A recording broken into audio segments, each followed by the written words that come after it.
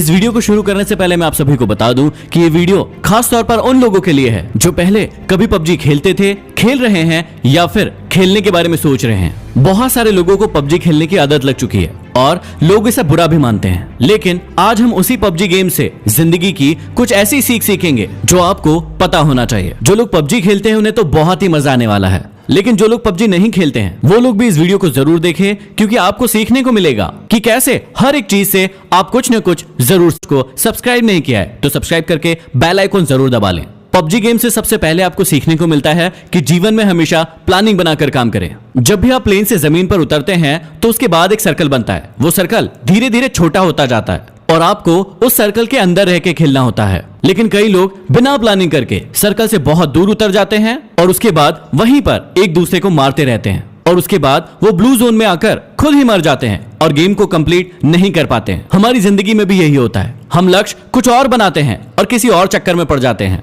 इसलिए हमेशा याद रखिए, अपने सर्कल पर ध्यान दीजिए और उस सर्कल की ओर आगे बढ़ते रहिए। दूसरी चीज जो हमें सीखना चाहिए वो है कि भेड़ चाल ना चलें। जब भी हम प्लेन से उतरते हैं तो बहुत सारे लोग ऐसी जगह पर उतरते हैं जहां पर पहले से बहुत सारे लोग उतर रहे हैं। इसका मतलब हम भेड़ चाल चलते हैं और भीड़ का हिस्सा बन जाते हैं और फिर ज्यादा देर तक सरवाइव नहीं कर पाते। हमारी असल जिंदगी में भी यही होता है। हम सफल लोगों को देखते हैं कि वो क्या कर रहे हैं और उन्हीं के जैसे करने की, उन्हीं के जैसे बनने की पूरी कोशिश करते हैं और अपनी पसंद और नापसंद को कभी भी ध्यान में नहीं रखते हैं। इसलिए हमेशा याद रखें कि भेड़ चाल का हिस्सा ना बने, नहीं तो आप ज्यादा देर सरवाइव नहीं कर पाओगे। अगली सीख जो हमें पबजी से सीखने को मिलती है कि जीवन में हमेशा जरूरी सामान को ही साथ में रखें और फालतू के कचरे को इकट्ठा ना करें। जब भी प्लेन से उतरते हैं कई लोगों को आपने देखा होगा कि सिर्फ वो सामान इकट्ठा करने में लग जाते हैं। जो भी चीज उन्हें सामने दिखती है वो उसे फटाफट उठाने लगते हैं। वो ये नहीं देखते कि कौन सी चीज जरूरी है और कौन सी चीज जरूरी नहीं है। कभी कभी तो लोग ऐसा भी करते हैं कि बंदूक कोई और उठा ली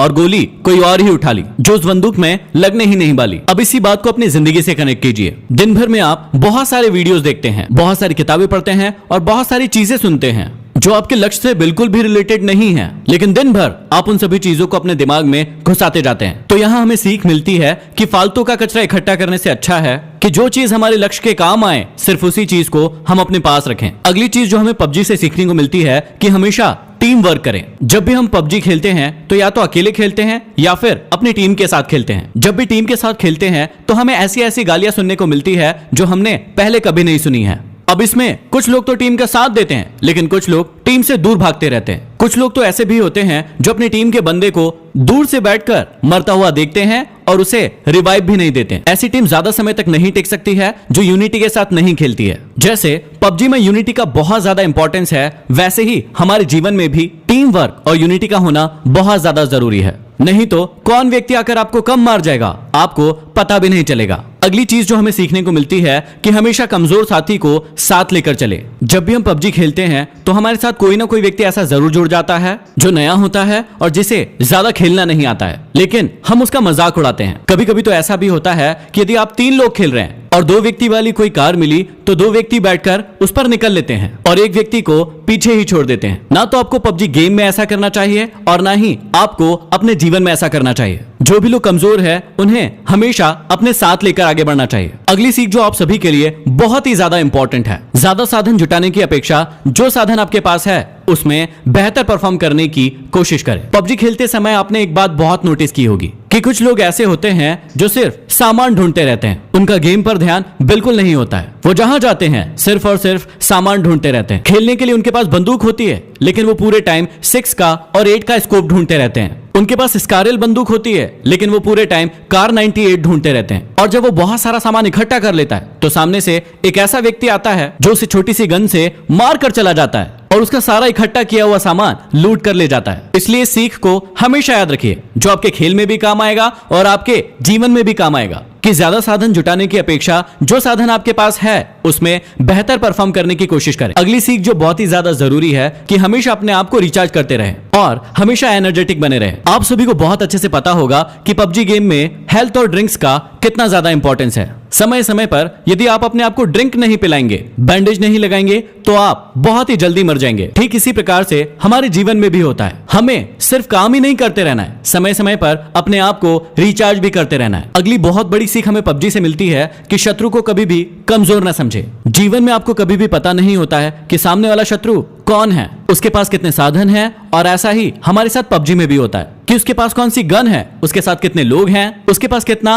हेल्थ है, ये आपको कभी भी पता नहीं होता है। इसलिए आप दबंग बन के उसके सामने छाती चौड़ी करके खड़े मत हो जाइए, क्योंकि कई बार ऐसा भी होता है कि एक नया खिलाड़ी भी एक प्रो खिलाड़ी को मार कर चला जाता है। कई बार हमारे जीवन में भी ऐसा ही होता है, हम अपने कॉम्पिटिटर को अपने से कमजोर मान लेते हैं, जो कि हमारी हार का बहुत बड़ा कारण होता है। इसलिए आप कभी भी शत्रु को कमजोर ना समझे। अगली सीख हमें मिलती है कि सही मौके का इंतजार करें। आप सभी ने बहुत अच्छे से सुना होगा कि मौके पर चौका लगाना, इसका मतलब होता है कि आप सभी को सही मौके का इंतजार करना है। कई लोगों को आपने पबजी गेम में देखा होगा कि वो खुलेआम घूमते रहते हैं और धड़ाधड़ गोलियां चलाते रहते हैं, लेकिन एक व्यक्ति दूर पर स्नाइपर लेकर बैठा होता है और एक ही शॉट में उस व्यक्ति को मार गिराता है। कई बार आपको लोग कहते होंगे कि छुपकर क्यों बैठा है, सामने आकर खेल, लेकिन कई बार छुपकर बैठना ही सही मौके का इंतजार करना होता है। इसलिए आप हमेशा जीवन में भी सही मौके का इंतजार करें और उसी के बाद एक्शन लें। और अगली जो सबसे बड़ी सीख है, जो जीवन का सत्य भी है, कि जब आप मरेंगे तो आपके अपने लोग ही आपके सामान को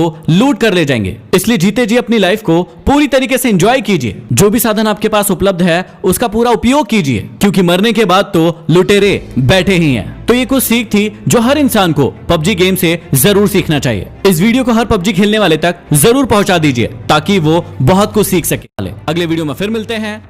धन्यवाद।